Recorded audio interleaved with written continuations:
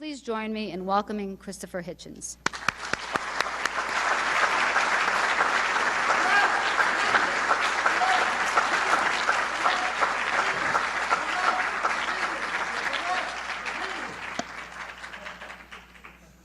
Thank you. I know it's Sherry. I just was pausing. I was pausing with exquisite gallantry. Thank you, Sherry, for that kind introduction. Thank you, ladies and gentlemen, for coming. It's kind of sad that on a beautiful evening like this there are so many Bostonians with nothing better to do, but on the other hand, it's kind of flattering that this number of you would prefer me to the Red Sox. As Sherry mentioned, I'm out on the road with a smile and a shoe shine, being a salesman for 2 books, including my collection of essays on literature and poetry. And I was recently in that capacity at Beloit College in Wisconsin. I don't know if any of you have ever been there. It's excellent. There's always somebody.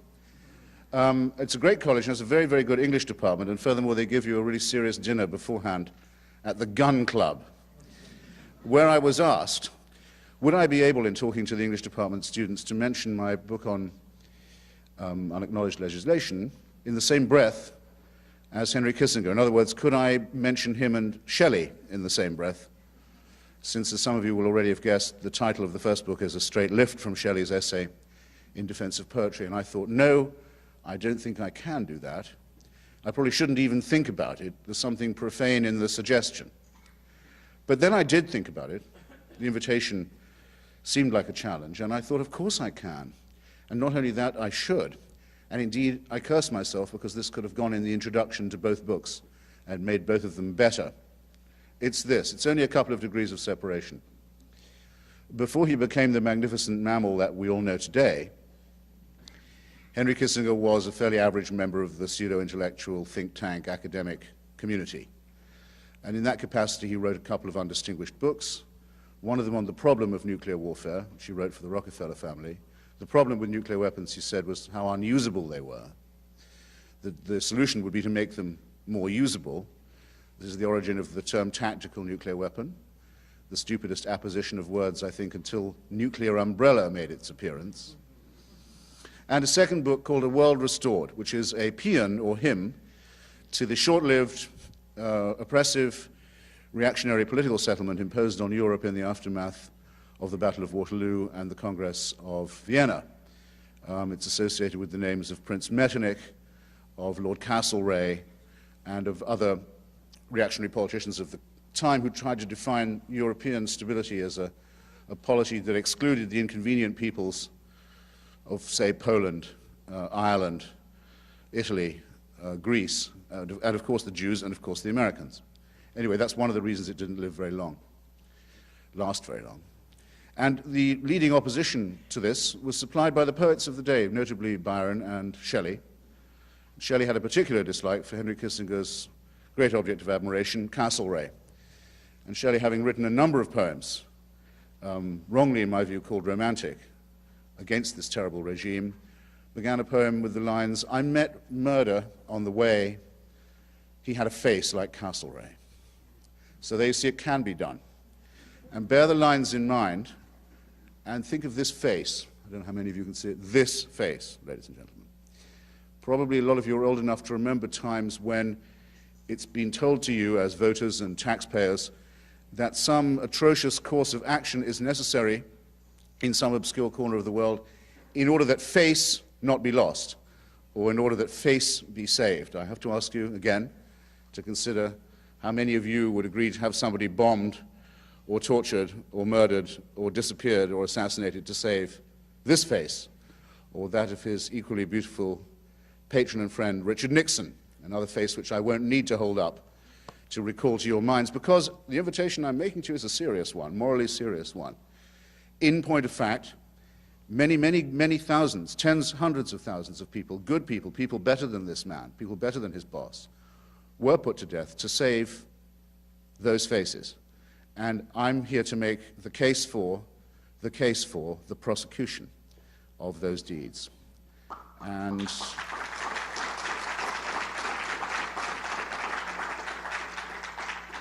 I suppose I'm encouraged at the thought that obviously I'm pushing at an open door with some of you, but believe me, I'm willing to push on a closed one too. We have a time constraint this evening. I have 20 minutes. I will be prepared in question time and later on the pavement, if need be, to materialize everything I say. I will make no assertion I can't document or support or back up. And I'll begin like this. Who of you could honestly raise their hand and say that they had recently heard the expression peaceful, orderly, democratic transition of power? I see. That's all? Has no one else recently heard the expression peaceful, orderly, democratic transition of power? Is it fading so soon? I thought that there was a time, doesn't seem very long ago, when you couldn't turn on the radio or the TV without being assured that that's what you were having.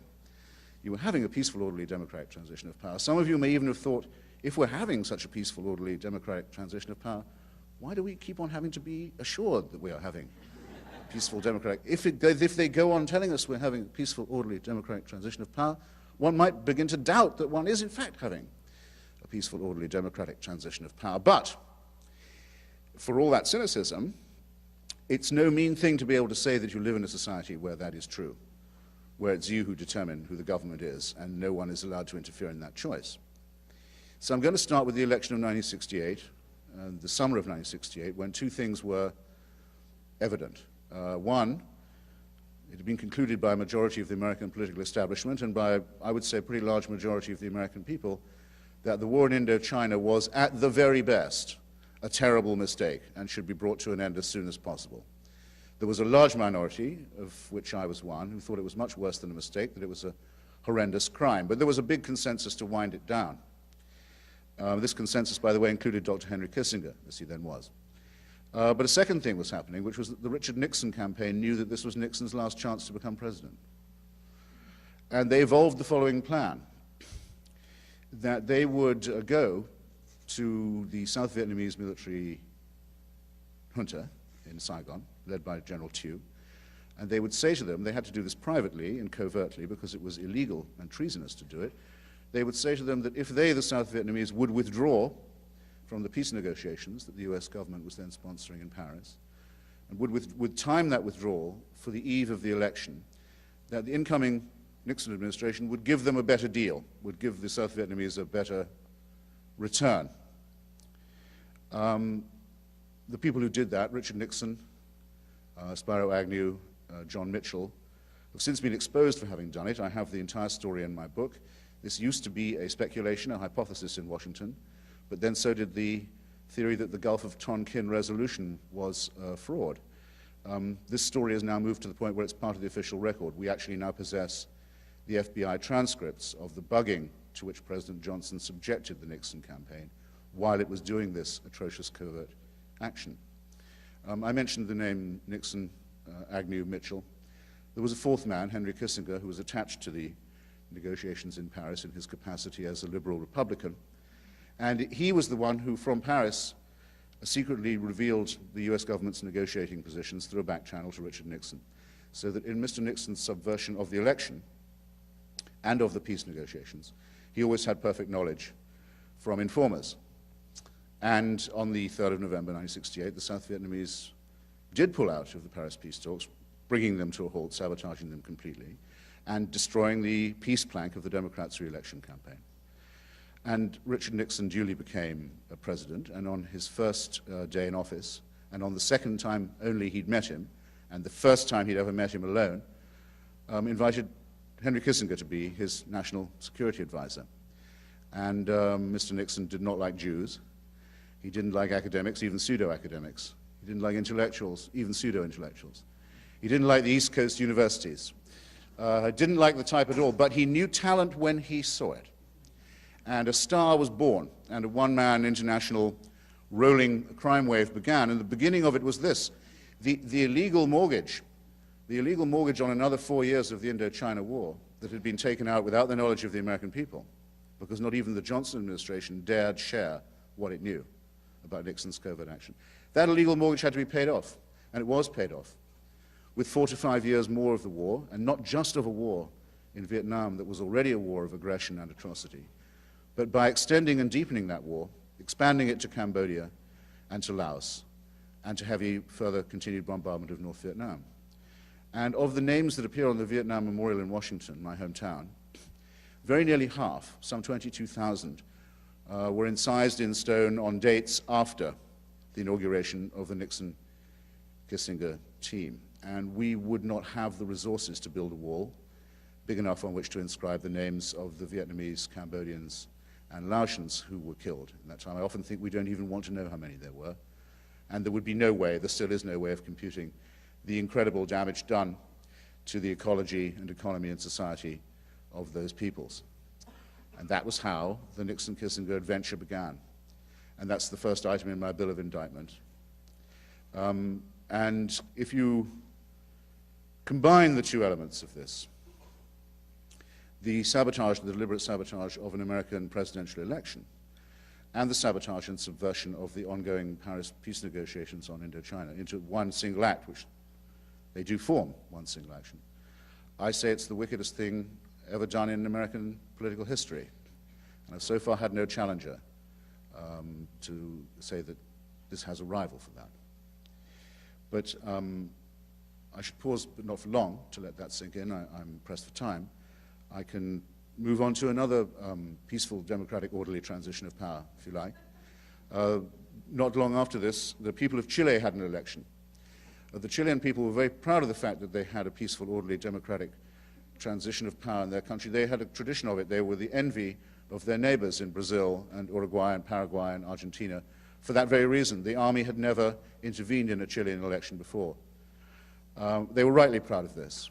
But in the year 1970, the wrong party won that election. The wrong candidate won it from the point of view of Mr. Nixon and Mr. Kissinger. And it was decided to find and finance and arm and induce some Chilean officers who would break that tradition and would bring the army into politics and elect a government that Mr. Nixon and Mr. Kissinger would like better. Or, I said elect, I'm so sorry, impose such a government. There was an obstacle to that plan. There were several obstacles, as well as Chile's long tradition. There was an individual named General René Schneider. He was the head of the Chilean Armed Forces. He was a decent conservative officer with a constitutional cast of mind. He had taken his oath to the Chilean Constitution, was not prepared to break it. And therefore, it became necessary to make General René Schneider go away, have him removed from the scene. And I have in my book the transcripts of the meetings at which Henry Kissinger, in the chair, arranged for the murder of General Schneider, arranged for the murderers to be found. They chose a gang of experienced men of violence, people with renowned records for violence and political extremism, fascists, actually, to give them their proper name. They sent them money through the American diplomatic bag and sophisticated weaponry through the American diplomatic bag of Santiago in order that the execution could take place. Libya gets bombed, by the way, if it uses its diplomatic bag for purposes like that. And in due time, the general was shot down in the street. And now we know, we've only known this since last December, when on the initiative of Congressman Morris Hinchy of New York, all the documents were finally revealed to Congress, that the murderers were then paid off with a very large sum of American cash money supplied by Henry Kissinger, and were helped to conceal the evidence of their crime. And this was the opening, this assassination, this murder, and when you read the transcript of the discussions and the planning and the organizing of it, it's like listening to the John Gotti tapes. It's not like The Sopranos at all. It's a cold-blooded, wet job. It's a hit. It's a whack done by this man, this individual, this person. You realize it's only also the prelude to the assassination of Chilean democracy itself, because within 3 years, tactics like that, repeatedly applied, of sabotage, murder, terror, and assassination, had produced a military coup which asphyxiated democracy in Chile for nearly a quarter of a century. But the Chilean people are back now, and they are instituting inquiries into what happened to them and to their chosen leaders and to their society. And as a result of this, on Memorial Day this year, I'm talking about 3 or 4 Mondays ago, in the Ritz Hotel in Paris, Henry Kissinger was hit with a summons by a French judge, Judge Roger Leloir, who is investigating the disappearance of 5 French citizens who fell victim to General Pinochet's death squads. And Mr. Kissinger, I wish I had been there for this, I'm bound to say. Mr. Kissinger had the summons read to him in translation by the manager of the Ritz Hotel, saw that it required his presence at the Palais de Justice the following day, and ran out of town Okay? You haven't read it in the New York Times yet because it's not the sort of news that's fit to print. But you will. It isn't in the Washington Post either. It isn't in the Los Angeles Times. It hasn't been on any network. But it is true, and you can look it up. Mr. Kissinger has also been hit with a summons by the judge in the Pinochet case in Chile to answer questions again about Operation Condor, the internationalization of the death squads of South America into a continental-sized weapon of disappearance, torture, kidnap, and repression of dissent, and also by Judge Rodolfo Corral in Argentina, who's pursuing similar inquiries. In other words, one of the best-known graduates of a school not far from where we're sitting, in your case, is now wanted for questioning in 3 democracies on 2 continents and is refusing to answer the questions. That's the state of affairs now. And I consider it an occasion for making a little holiday in my heart. But I call it...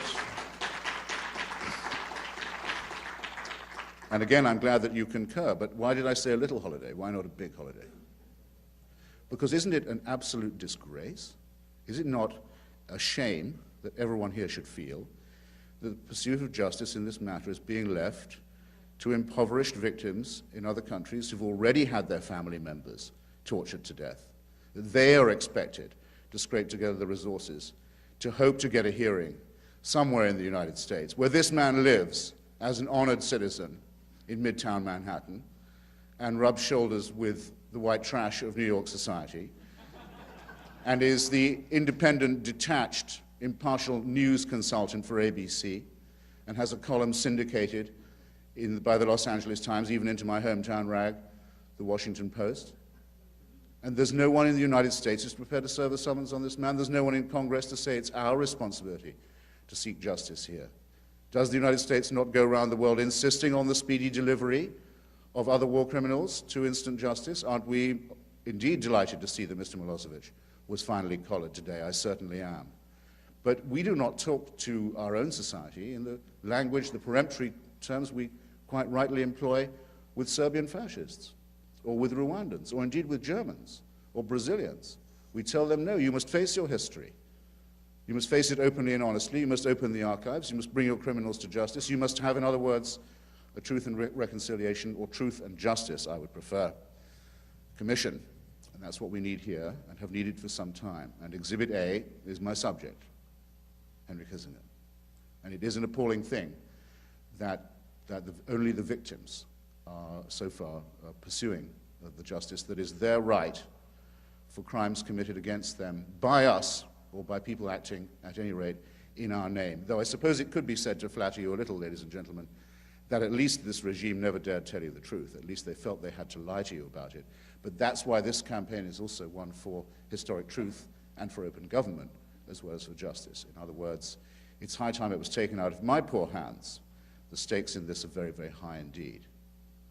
Would you like some more orderly, democratic, peaceful transitions of power before I close, or before I pause, at any rate? All right. Next year sometime, I think I have time for one more, do I? Next year sometime, I devoutly hope and believe, the people of East Timor will have an election which will simultaneously make them an independent country and a democracy. That'll mean they'll be having this, the few of them who remain. It's been very hard to find even a pulse in East Timorese society in the last few years after decades of massacre and famine and repression. But Indonesia has now evacuated the territory. Now they are having an independence election, and they're being shepherded to independence under the UN aegis. Well, all those last 3 things were supposed to happen in 1975. They've been waiting a long time for this peaceful, orderly, democratic transition of power. In 1975, when the Portuguese colonial authorities began to evacuate East Timor, it became an international responsibility of Portugal and the UN to shepherd the people of East Timor to independence and to democracy. But the Indonesian dictatorship, the nearby dictatorship, had another plan. They thought it would be better if Indonesia occupied and annexed the people and territory of East Timor. I say the people and territory of East Timor in point of fact, to be blunt about it, and the record supports this. The Indonesian generals thought they'd rather have the territory and not the people, since the people were not Indonesian, and since they were actually, as it happens, a religious minority. They're mainly Catholic. So they evolved a plan whereby they took the land and they subjected the people to a campaign of genocide. That's been amply and substantially documented, and I don't need to prove it to anybody, I know. But what isn't as widely known as it could be, or should be, is that on the day they took that decision, Henry Kissinger was sitting in the room with the Indonesian General Staff and approved in advance and gave the go-ahead and green light for that invasion. And in the subsequent campaign of massacre, food denial, the use of famine as a political weapon, and so on, made sure that the Indonesian armed forces never ran out of money and was prepared and did in fact break American law in order to do so, because the Foreign Assistance Act, among other things, prohibits the use of American weaponry for any purpose other than self-defense, and the Indonesians never even claimed that they were defending themselves against the tiny population or state of East Timor.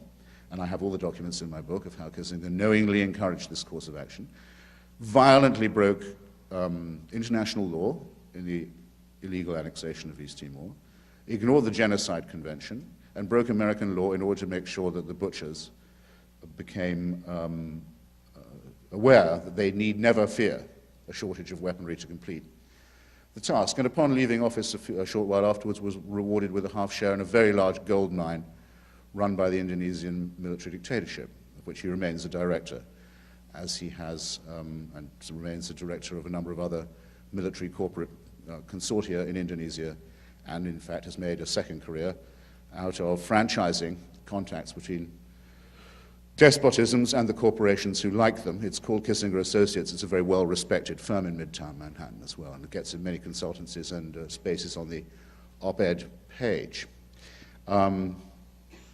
That was what the language of peaceful, democratic, orderly transition meant to the people of East Timor, and there's no one to speak for them, and it would be a very sad day for them if that job was left to me, quite clearly. So I think I can hold it there.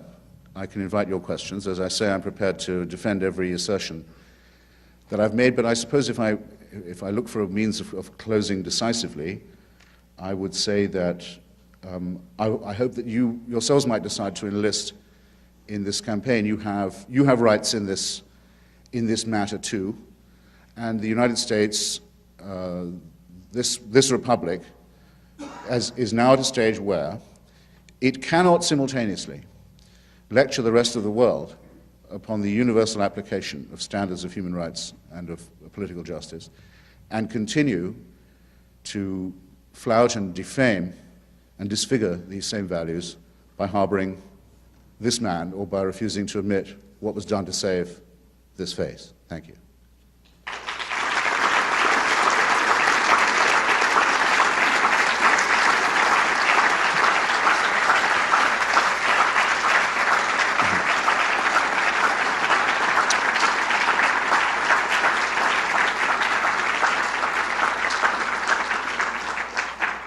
Thank you again. I'm at your service now. It might perhaps be thought invidious if I pointed to questioners, in that I might, for all you know, have brought members of my family or... So would someone else would you perhaps point to recognized questioners?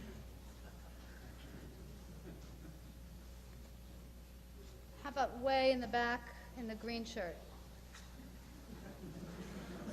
Just your luck. Oh, sorry about that. No, life, he's young enough to find out life is unfair. I like to start from the back and work up front. Huh? I like to start from the back. Yeah, sure. Why did the Johnson administration not reveal Nixon's version of the peace talks, either himself or through a leak media, maybe, whatever? It seems politically advantageous for them if you like to do that. Yes, a very good question. Was it heard by all? Okay, I'm sorry, I have to ventriloquize your question, sir. I was asked, why did the Johnson administration not reveal what it had learned by the bugging of the Nixon campaign in 1968? Well, it's a hotly disputed question, still among the people who are around who remember it. I mean, like Richard Holbrooke, for example, who's a member of that delegation, who's still very outraged about what happened.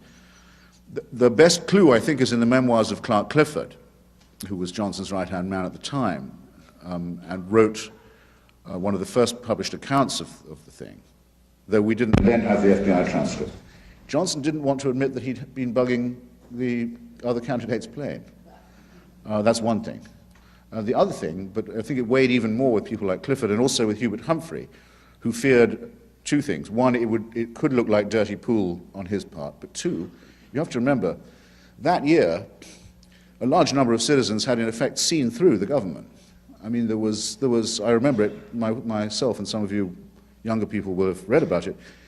There were riots in the streets and on campuses. There was the feeling that not just an appalling thing had been done to the people of Indochina, but a terrific rape of the American Constitution had taken place, that Congress had been lied to, that the system was breaking down. Well, if they knew what the Nixon gang was up to and had been doing, and how easy it was to continue to make end runs around democracy, what might have been the harvest?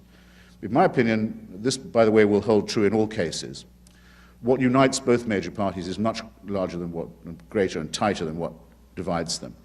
What would have been at stake here was the survival of the consensus itself, and they weren't going to make a move that would have done that. But Nixon did later try, when he himself was caught bugging the Democrat headquarters, did try to use it as blackmail to prevent the release of the tapes. But it didn't work, because he was then told by Johnson and his heirs, if you do that, we will tell the American people what we were bugging you for. And that's in the Haldeman diaries. And that is, in my opinion, one of the reasons why Henry Kissinger urged Richard Nixon to burn the tapes rather than surrender them under subpoena. Remember what this guy has done to your country as well as other people's. Bear that in mind. You have a reckoning with him too. How about right to your, yes, this gentleman. No, right behind you. So we'll get him. Responded to you somewhat. Among the things he has said about you is that you are a Holocaust denier, which you are not apparently. Could you speculate as to where he got this idea and tell us why it is that you have threatened lawsuits against Kissinger for his remarks? I always thought you had been a defender of free speech to the max, in the mode of a Noam Chomsky, for example, To be sure. who defends vicious lies as free speech to his credit. Why aren't you in the same camp as Mr. Chomsky? Well, it would be impertinent of me ever to put myself in the same category as the Duke of Lexington, but I perfectly understand the grammar of your question. Here's my reply. You're kind to say that apparently, or in other words, I don't appear to be someone who doubts the occurrence of the Holocaust. I could secretly be one. I mean, there's no way I could. But there's no reason for anyone to say that I am. And those who do say it at their peril, because it is a very gross defamation, and it's also an attempt to change the subject away from the question Mr. Kissinger was asked, which was what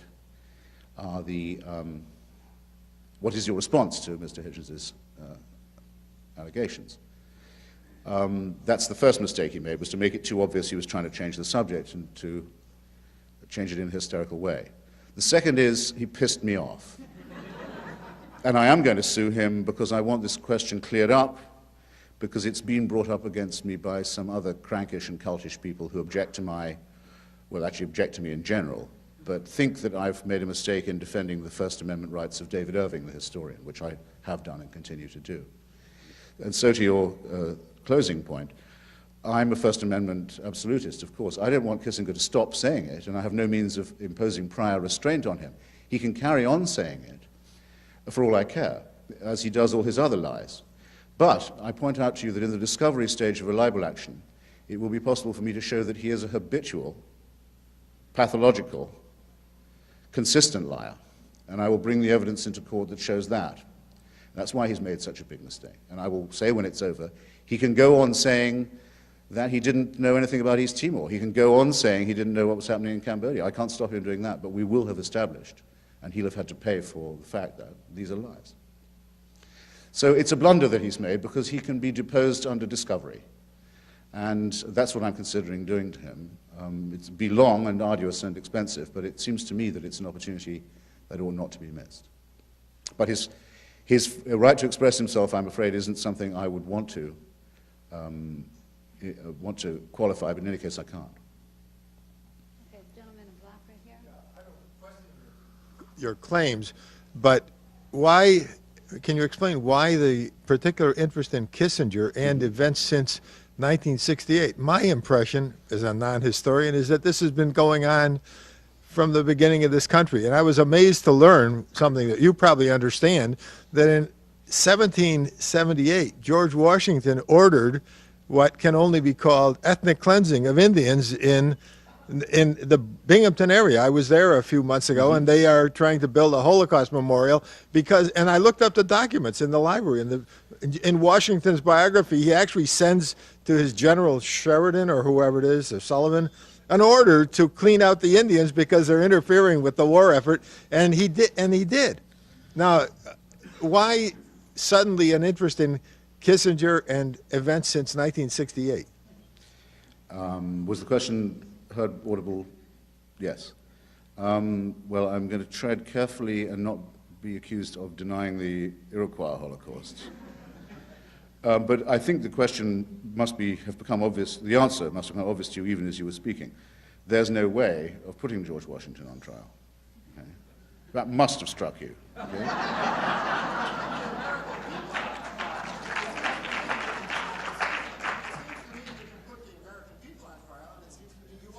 Just as the German I say that people were on trial. Well, I don't think it's possible to put the American people on trial. I think it's possible to say that though the huge attempts are made to distract people from the fact, and people are willing to be distracted from it, that this does represent something of a moral crisis and a political crisis for the American society, yes, and in real time. Now, if you'd said, well, what about Robert McNamara, for example, I'd say, well, that's a good point. Kissinger was in many ways the executive of others in doing this, but I think there are two things. One, partly because of the criminal way in which it was originally conceived, the Nixon administration imploded, and in the last 2 or 3 years of it, Henry Kissinger was in effect the president, at any rate for foreign and defense and security, national security purposes. And as a result, we know more about what he did, and he was able to do so much in what I call his international one-man rolling crime wave, that there's enough evidence for a French judge to issue a summons. In other words, that the statement Henry Kissinger is a war criminal is a statement I've been making, and I dare say you have, for many years. It's now not a piece of rhetoric. Okay, it's not a metaphor. It's a job description, and it might feature on an indictment. So I decided to write this book, which I could have written in a different form, and give it this title instead of another, and this shape instead of another, as a consequence of the arrest of General Pinochet and the prosecution of Slobodan Milosevic, because we now live in a world where, in fact, it is possible that universal jurisdiction will become the principle of courts in democratic countries, universal jurisdiction over war criminals, and sovereign immunity will cease to be a defense. In other words, you won't be able to say, yes, I did kill all those Chileans, but I was hoping to impress Richard Nixon. Now, until recently, that would have been a defense. Not great, but it would have been one. Now, the British House of Lords now says that won't work. Do you want to live in a society that has less respect for the rule of law and democracy than the British House of Lords? I would, if I was you, sir, and I say this with all respect, I'd concentrate on that rather than on 1778. I really would. Trial for bombing Belgrade. Clinton, in my view, could not be put on trial for bombing Belgrade. But Mr. Clinton, in my view, could not be put on trial for bombing Belgrade, but he could be put on trial for bombing Khartoum. Okay, let's start over here, the woman in the second row. So thank you for this book on Cyprus, and I would like you to say something about this issue, because Cyprus is is waiting for justice for 27 years now. So would you please? Yes, by all means. The lady asks me if I would say a bit about the Cyprus question, about which I have a chapter in this book, and I'm happy to do so, and I'm sorry I didn't have time in the opening stages. It's another peaceful, democratic, orderly transition, as a matter of fact. Cyprus, but in this case from democracy to dictatorship, and not peaceful and not orderly. It's another transition, though. The island of Cyprus, which had been independent, former British colony, predominantly Greek in ethnicity and language and religion, since 1960, was the envy of the military dictatorship which, with American connivance, governed Greece from 1967. The Greek military dictatorship wanted to annex the island of Cyprus by force. And because Greece was a dictatorship and Cyprus was a democracy led by President Makarios, who was steadily and regularly re-elected by his people, Henry Kissinger naturally preferred the dictators to the Democrat and gave support to their plan to assassinate President Makarios as a prelude to the full-scale military coup and military takeover of the island, which I can't tell you the whole story in anything but a much longer time, but which triggered 2 Turkish invasions of the island and culminated in the situation we have today, an artificial partition imposed by NATO by force on a democratic people, a democratic island which can't threaten and never has threatened anybody else, solely because its political independence posed a threat to neighboring military dictatorships. Kissinger had guilty knowledge at every stage of the plan to murder Makarios and to do this to the people of Cyprus, and I've told the story in a book I wrote some years ago about the subject. It's actually how I first got interested in him.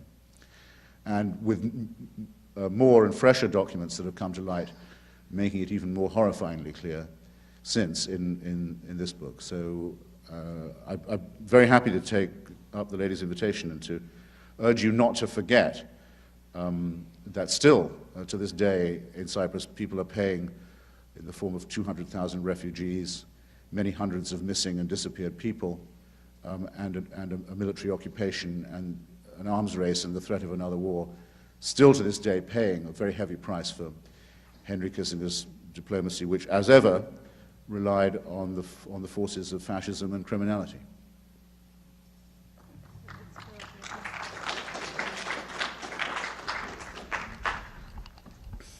I dare say you or the forces of justice may have Kissinger a little bit on the run in this country as well, judging from the fact that just two days ago he canceled an appearance that was to have taken place in the same series. And no one is quite sure why, I don't think, but I have my suspicions. My question is, and I don't know if you write about it in your book, but when Kissinger was at Harvard, he had the habit of writing letters to the local office of the FBI, at least some of this is a matter of public record, informing, quote unquote, on supposedly suspicious colleagues. And I wonder if you're aware of this propensity that Kissinger showed before he became better known, and if you could talk about perhaps what this may have presaged in terms of Kissinger's later behavior. Well, to the first observation, this is the second time I've been to one of his hometowns and failed to meet him. I was invited by a group of people in Washington, Connecticut, where he lives, to come, people I didn't know, but when they heard that he was to be made the luminary of the local library in a ceremony, they invited me to give a reading at the Hickory Stick bookstore across the green. And I said yes, and Kissinger pulled back. He went back inside his compound and wouldn't come out to play. In fact, that left the library committee. Washington, Connecticut's full of weekend New Yorkers who like a bit of culture, and they like to raise funds and have dinners, but they were left without a luminary for the dinner, so they asked me, since there wasn't another visiting author on the scene. And at first I thought, I'm not going to sit in the chair that was reserved for that swine, but then I thought it would be pompous. So I ate his dinner.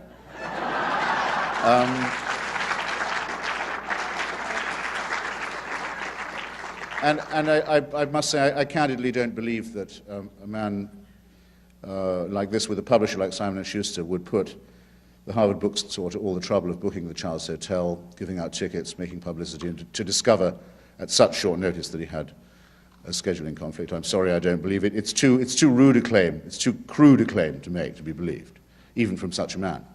And I do also know that at the National Press Club last week, he made it a condition of his appearance that no questions about my book be asked. And I'm sorry to say, got the chairman to agree to this, but there's a row about that now. But as I say, it's about time it stopped being just me. Fun though this is, and I'm sure we will one day meet. That he was a rat and a snitch doesn't surprise me in the least. I didn't know it. It wouldn't make much difference either to my book, because this book, you'll see, is reassuringly cheap and quite short. If its title was Vile Things You Should Know About Henry Kissinger, I decided not to do that precisely because I don't know when I'd have got through that. There's an enormous, I even say I give a list of 8 atrocities in the beginning of the book that I decided not to deal with because, revolting though they are, what was done in Kurdistan by Kissinger, for example, what was done with the Shah of Iran by Kissinger, what was done in Lebanon by Kissinger, what was done during Watergate by Kissinger, all these things. None of them, unfortunately, met my standard of Pinochet-Milosevic. And that's the bar I've set, and my last chapter, I'm proud to say, has been proved right. I said there would be people proceeding against him in other countries, seeking justice under the new precedents, and there have already been 3, and I can promise you there will be more. He's never, I make you this promise, he's never going to hear the end of this. From now till the day he dies, he's going to be haunted and harried by this.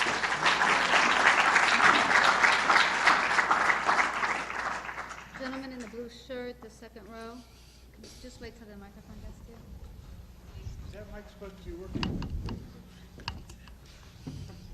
I actually have a question on exactly that topic, which is where do you think we might see him brought to justice? Perhaps Belgium or France, or I'm just curious as to where you think he might actually face a trial. Well, I know, and I say in my book, and I have a tape of him having a very anxious conversation with his publisher about where he's able to travel now. He doesn't travel without taking legal advice, and obviously it isn't always that good, the advice, because he was obviously told he would be safe to go to France for Memorial Day, and he wasn't. And that summons remains active, by the way. He can't go back to Paris without triggering it again. And I don't think he had any plans to go on a holiday in Chile, frankly, or in Spain or Argentina or East Timor or Cyprus or Bangladesh or Cambodia. So there are obviously other ways in which jurisdictions don't apply. But here's what I think should happen. When Richard Nixon was about to be impeached, the first article of impeachment drawn up was for the illegal bombing of Cambodia. People forget this, but that was the original article of impeachment, for making war, levying war illegally without the knowledge or consent of Congress. And as we also all know, it was decided by a long process of log rolling in Congress and elsewhere that you, the American people, couldn't stand the trauma of an impeachment or a full-blown trial, would rather have a quiet life, and on the whole it would be better to have a pardon for the president, and the deal was, this would put the Vietnam syndrome behind us and the healing process can begin, and you know how all this goes. This is the only culture in the history of the world where the expression, your history, is an insult. And we're always ceaselessly enjoined to develop more amnesia. Let's move on, let's put this behind us. Well, it didn't work, did it? The president of the college where I teach in New York, the former Senator Kerry, has just found that, yeah, maybe he did take a knife to the throats of 5 children and 2 grandparents in the dark in the Mekong Delta, about 5 weeks after Nixon was inaugurated, oddly enough. A prominent local historian I see can't get his story straight either about that period. There's no burying the Vietnam syndrome, take it from me. Not while any of us is alive who remembers it anyway. So we should go back and restart the trial. It seems to me Congress should become seized of the matter, admit that the attempt to bury that epoch was a failure, and convene hearings and decide to let the chips fall where they may, make it up to the victims as far as is possible, and punish the guilty. If that can't be done, there's no way this country can face the rest of the world, it seems to me. Just no way at all.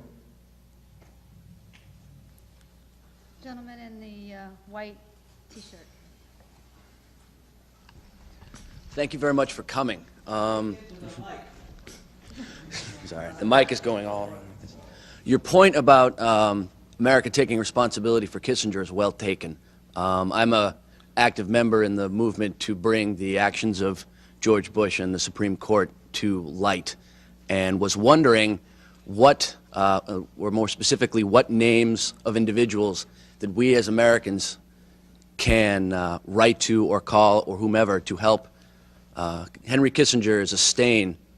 His actions are a stain on all of us, and what we as Americans can do to bring him to justice here in this country. It's great that he's being chased in France and Chile and elsewhere, but we should do it here. And yes, good for you. Well, what I hope will happen shortly is that a large number of individuals and also human rights organizations will publish some kind of statement saying that, because I forgot to add, the Bush administration takes the view that Henry Kissinger doesn't have to answer these summonses. The judge in Paris, Judge Leloir, was told by the American embassy to write to Washington to the State Department if he wanted information about the missing French people in Chile. And his reply, I thought was a very good one, was to say he'd already done that several times and received no reply. He wrote in the Clinton years, they didn't even give him a reply. So that's why he wanted to summons them. At present, it is the view of the US government, Henry Kissinger doesn't have to answer the questions. And it's also the view of the American mass media that it doesn't meet the definition of news, that he's being asked. Well, there are things you can do about both those things, it seems to me. A way to start would be, we as Americans think it's a disgrace that Henry Kissinger is sheltered by the US government from magistrates in 3 democracies who have questions that only he can answer. It's only a small thing, but believe you me, he dreads it. And he won't make a public appearance where he thinks he'll be asked that question. Otherwise, why would he have had David Gergen going to question him the other day? I'm serious. I mean, he's terrified of that question and its implications.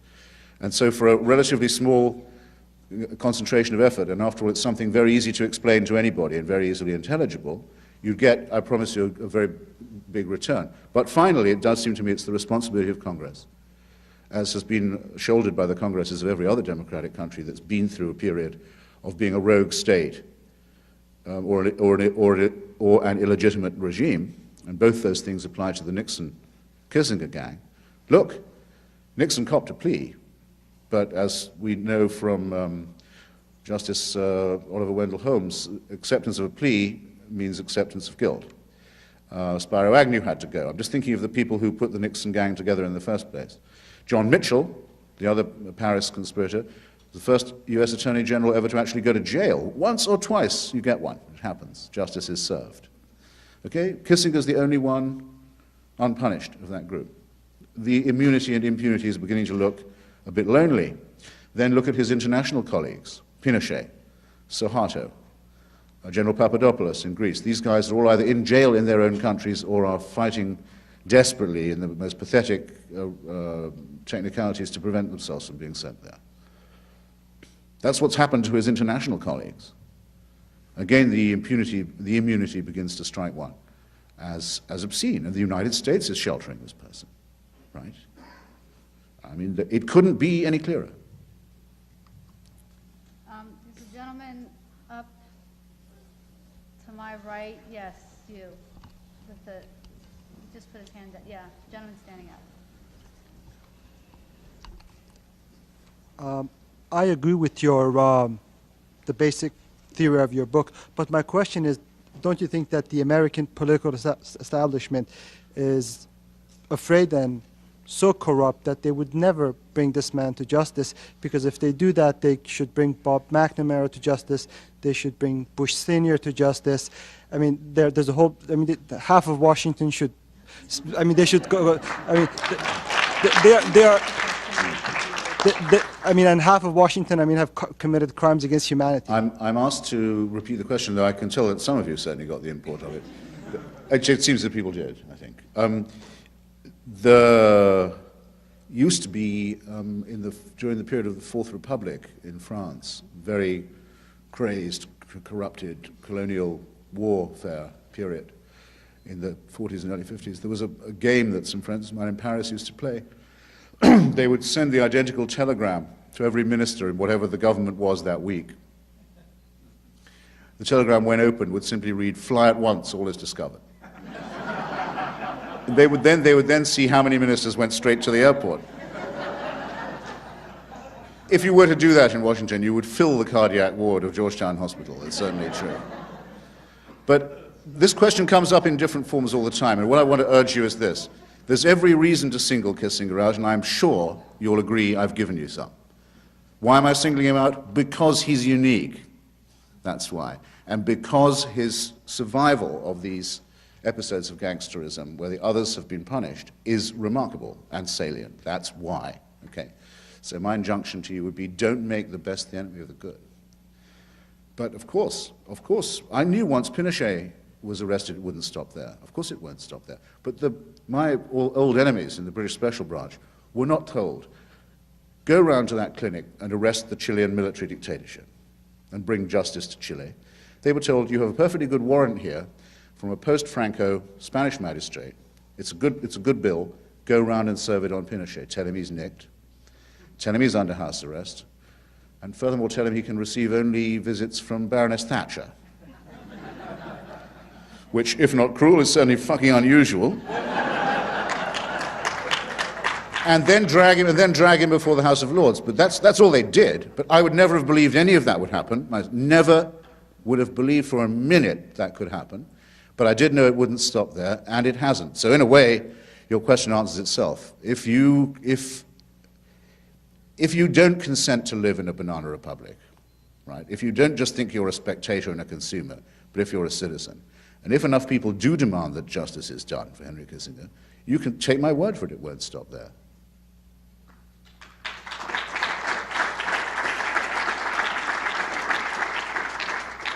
Someone in the first row in the beige blouse. Okay, I have two points. Does it not work? Okay, the first question is, there was some mention made at the beginning when you were just starting, or before you started, about a campaign to bring Henry Kissinger to justice, and it appears there's some organized effort that I haven't heard of within this country. Anyway, that's one question, because people always want to know what they can do. And then the second is just an observation, which I feel I'm taking a risk in saying, but I would just like to request that more women be chosen to ask questions, because I noticed that only 2 have been. I'll exempt myself. Did everyone? No. Very well.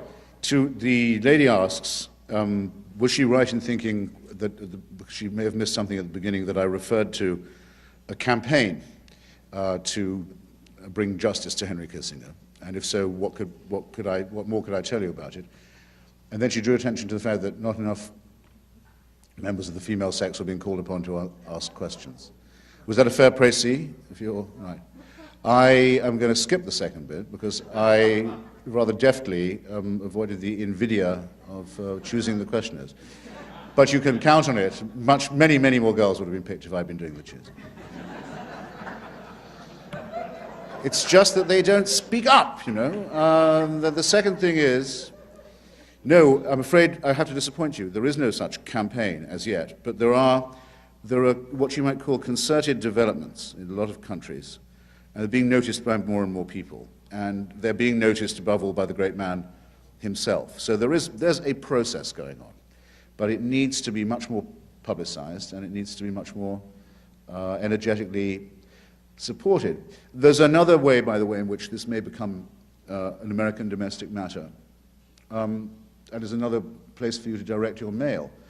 The criminal division of the US Justice Department now has enough information in its possession to issue an indictment of General Pinochet for the setting off of a car bomb in rush hour traffic in downtown DC, just a few hundred feet from where I live, actually, in October of 1976, that murdered Orlando Letelier, the Chilean exile, and his American friend Ronnie Moffett. It's still very illegal to let off car bombs in Washington, D.C. at rush hour, even if you don't kill an American citizen. And the question would become this: why has that indictment not been issued? They have the evidence. It is their job as Justice Department to defend us from enemies, foreign and domestic. Why not? If they have the evidence, why aren't they proceeding with it? And second, since most of what was needed to form that conclusion was known within, I would say, about 10 seconds of the bomb going off, but certainly was established within a matter of weeks after it, why has it taken 26 years to get to this point? There must clearly have been obstruction of justice in Washington at quite a high level. There was, too. I'm not guessing. I know what the answers to these questions are. Now, this is quite a grave matter. Is a law and order Republican regime to say that it's all right by them for foreign governments to let off car bombs in Washington, D.C.? Surely that can't be right. What will the Massachusetts delegation to Congress say about that? Don't you think you have a say in it?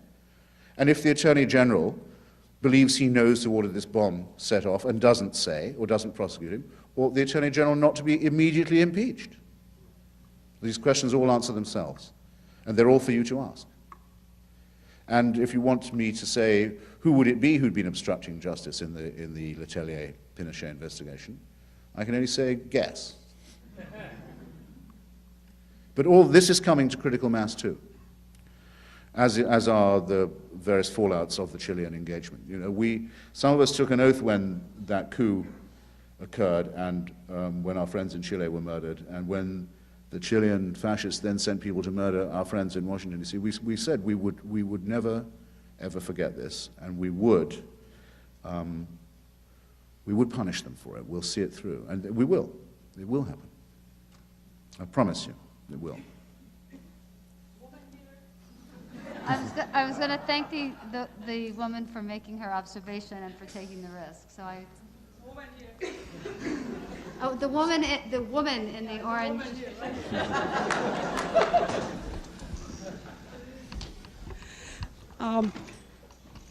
Sir, I wanted to tell you that my homeland. I left my homeland in 1972 because of the severe repression, political repression, Iran under the Shah's regime.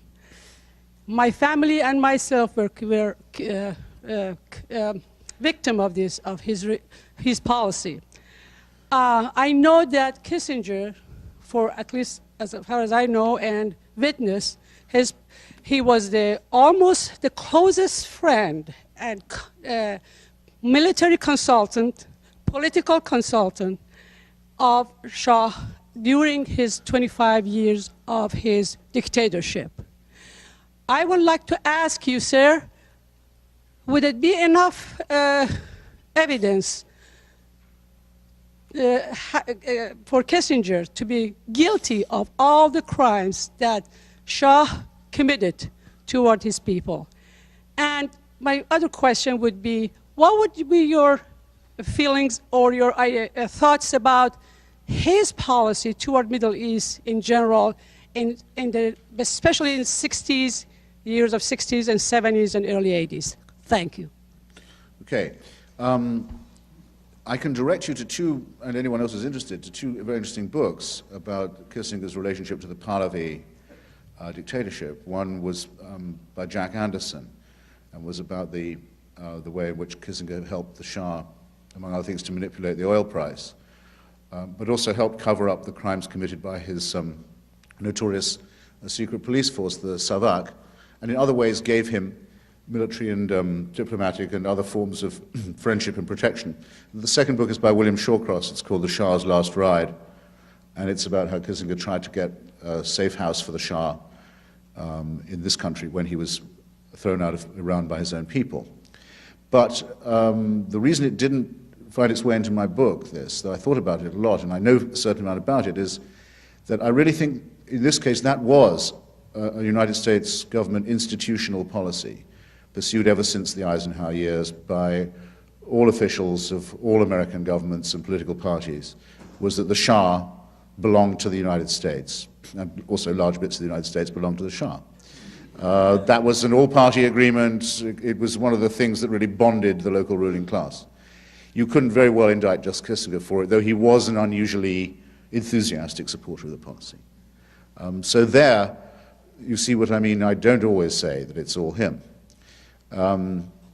His policy in the Middle East, I don't know if I have time really to, your question is so generally phrased, but again, his policy in the Middle East was one of basically cynical short-termism, as is the case with most of his diplomacy. He doesn't deserve his reputation for being a cold, detached, Machiavellian diplomat at all. Most of his policies were very improvised, very unskillful, generally ending in disaster, very ill-considered, and with an eye to very short-term consequences in the American domestic market. And that was particularly true of his supposed shuttle diplomacy in the Middle East. I can tell you a good story about his relationship with the media, if you like, to do with his views of the Intifada. If you'd like to hear a good story about Ted Koppel.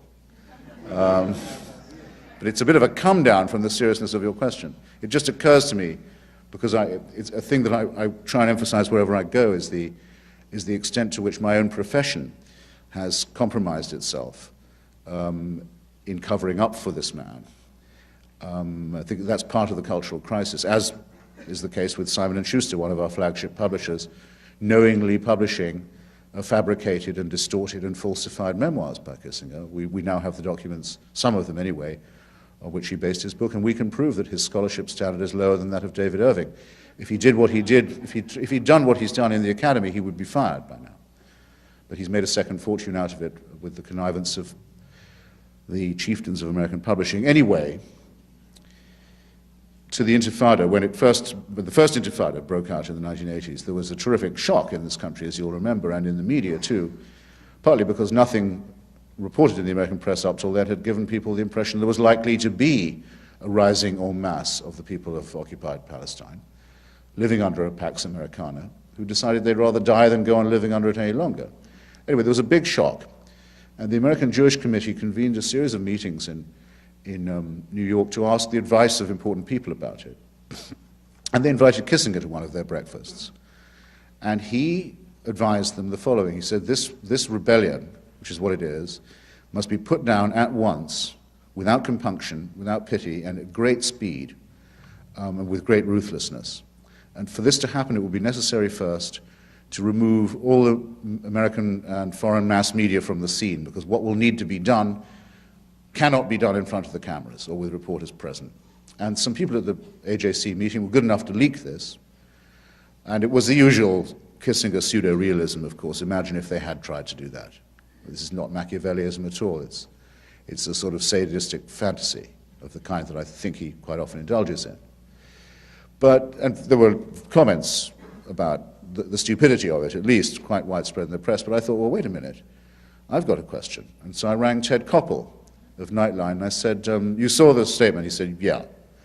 I said, well, I have three questions for you. One, does the man who calls for the physical removal of the American media from a large area of American foreign policy concern still hold his job as your news consultant at Nightline? Second, how much do you pay him for it? And third, Mr. Koppel, is it true that Henry Kissinger once said that if he became Secretary of State again, he would make you, Mr. Koppel, his Secretary for Europe? And is it true that you said that you'd be honored to accept? So he'd called me back, which I think was decent of him. And he said to the first question,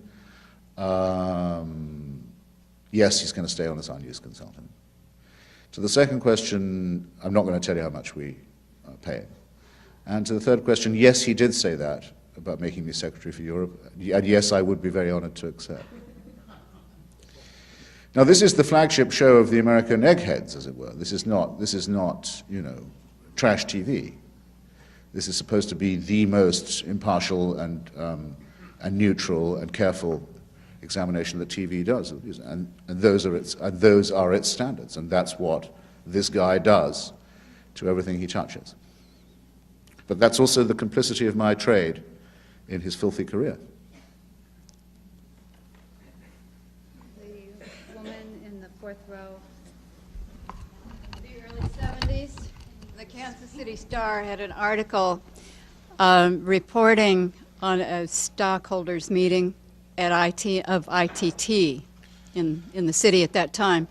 A small stockholder got up and asked the chairman of the board if ITT had offered $1 million for Allende's head, and I'm wondering if you could comment on the corporate background of all this. Yes. Should I first repeat the question?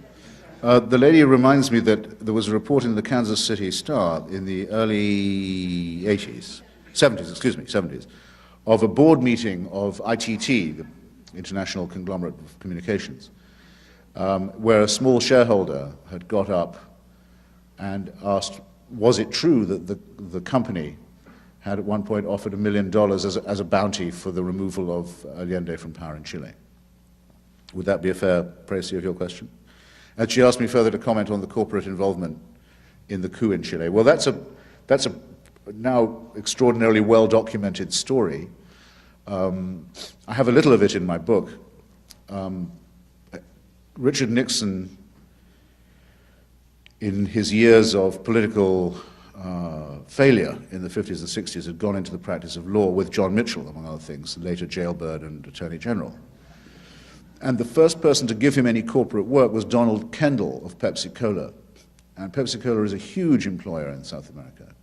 And it is certainly true, and has been established beyond doubt by the congressional investigation, that on the day after Allende was elected, Donald Kendall was able to get Richard Nixon, the President of the United States, Henry Kissinger, his national security advisor, and Richard Helms, the head of the CIA, to a meeting to discuss how to restore order in Pepsi-Cola Land.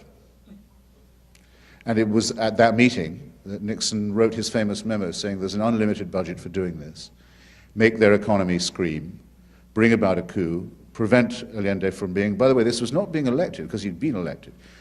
He'd already been chosen.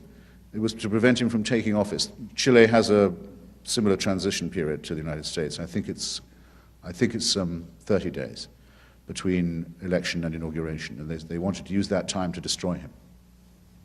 And yes, that was done at the behest particularly of Kendall, but of some other businessmen too, including a man, I think I remember the name as being Janine, who was the head of ITT. But there's, if you can look up Anthony Sampson's history of the corporation if you want to know more. It's the sort of thing that makes you think that Bertolt Brecht was not trying, you know. It's like an absolute Marxism for infants thing, where the huge fat thugs in the corporate boardrooms call up the politicians who they own and ask them to opt for fascism because the workers are becoming troublesome. I mean, that's exactly what happened. Not since United Fruit in Guatemala has there been such a classic case of it, but remember that the banana republic that results is the United States, because the tactics of combining junta with plebiscite, with invisible government and bribery become imported. They come back. The war comes back home, except that unfortunately no one fights it yet. Gentleman here in the fifth row. Thank you.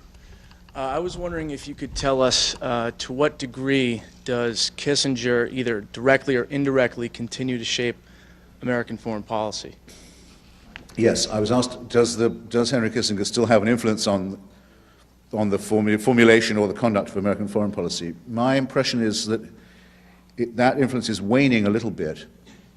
The people in the Bush administration who remember him from the Ford administration, notably Cheney and Rumsfeld, don't particularly like what they remember, because Kissinger was a vicious infighter in both the Nixon and Ford administrations. A lot of the Republican right has always thought of Kissinger as soft on communism, which, by the way, he is, and always has been. It was Kissinger who prevented Gerald Ford from receiving the great Alexander Solzhenitsyn at the White House, because it might upset Kissinger's friend Leonid Brezhnev. And of course, it's always been Kissinger who defends the record and successes of Mao Zedong and their right to massacre their own students. So that's why I won't take any red baiting from him, among other things. So there's some of his friends try it sometimes. I'm ready for them. The right wing doesn't like him, in my view, for quite good reasons. And in the last election, Kissinger was reduced, because he still hires himself on as consultant on foreign policy to candidates, to being the consultant for Rick Lazio, and even worse, in my opinion, as a human being, Bill Bradley. Now that's pretty pathetic. So, you know, it's like watching a dying elephant, really. No, it isn't like watching that, because that would evoke sympathy. Okay, we're going to take two more questions, one from a man and one from a woman. We haven't really hit anybody on this side over here. Anybody else over on that side? There's a chap up there. There's a chap right there in the yellow shirt.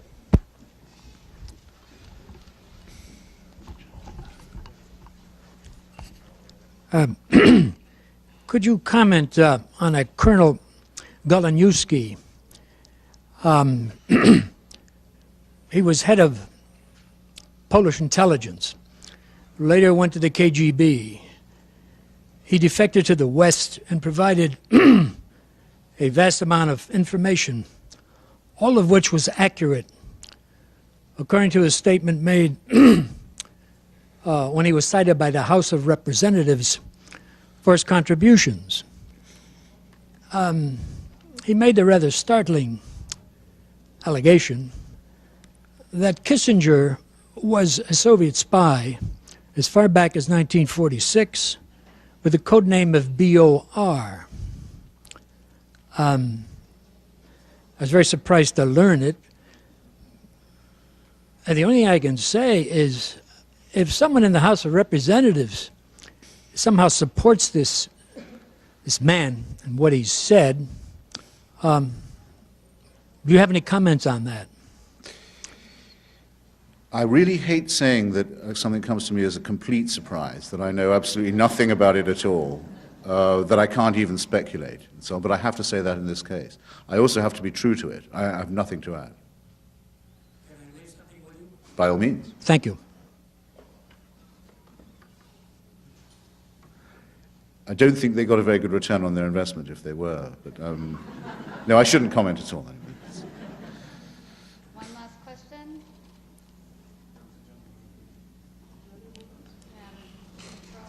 The chicks have gone quiet again. Is there a question over there? Oh, okay, here. No, there's already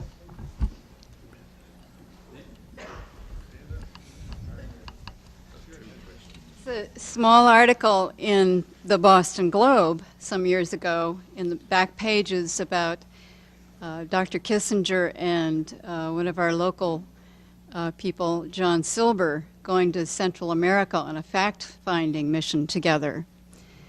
Shortly after that, Mr. Silber ran for governor here. I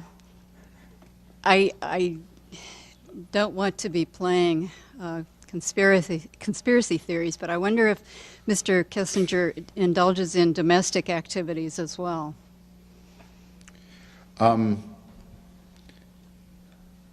When my material on Kissinger first appeared, it was as a series of articles in Harper's Magazine. By the way, those of you who read that, don't get the idea you've read the book. There's much more in the book, and you need your own reference copy. But quite a bit was in Harper's. And John Silber was one of the people who wrote in, because I'd mentioned that Central America Commission. Reagan appointed Kissinger the chair of a commission on Central America, on which John Silber served, and which Oliver North was the security man for and stuff. And it went to Central America and it whitewashed the death squads and the Guatemalan government and all the things you'd expect it to do. But because there were a couple of sort of soggy Democrats on it for balance, there was some recommendations about, well, maybe we should link some of our donations of aid to less death squad activity, stuff like that, bleats like that went in. So Tip O'Neill kind of stuff went in. As a result of which, there was a dissenting minority report saying, the hell with all that, it's soft on communism, signed by Kissinger and Silber, dissenting from their own hardline report. I mean, nothing is mad or cruel enough for these guys. So I had a great exchange with Silber in the correspondence columns about that. And do I think Henry Kissinger intervenes domestically? By all means, I think so. I mean, I think that's very much to the purpose. What Henry Kissinger believes and has learned from the theories of history that he started with and the examples of history he studied and the sorts of people with whom he scraped acquaintance in his academic and political career, that the lessons of dictatorship learned from history and from contact with dictators overseas need to be assimilated and applied to the United States of America. He makes it very clear in all his books that the enemy is democracy. Okay, that in particular, it's the enemy to the conduct of foreign policy. But of course he doesn't leave it at that. He wanted the Nixon administration to become a full-fledged authoritarian regime. He wanted it to break the law, have the courage to do so, to destroy the evidence, to face down Congress, and all the rest of it. It's the classic demonstration of what happens to metropolitan imperialist countries. They cannot oppress other people and themselves be free. Some people realize this reluctantly. Some of them deny the realization even when it's presented to them, and some welcome it. Kissinger is one of the third type.